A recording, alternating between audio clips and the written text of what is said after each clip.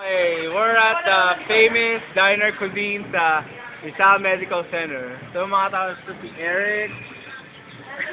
Yan si Ate Ate Esther. Si Rosalie. Kailangan posing. Okay. Hi! Si Annalyn. Si Malangsky. Si Bunso. Saka si Anthony doon. So anyway, ito ang ulam ngayon. Ulam ngayon is pakbet, langka na gata, adobo with potato, salty spicy fried chicken, chicken skin, Chinese pork asado, pork and mushroom gravy, sweet and spicy chicken, chicken pastel, and the free soup.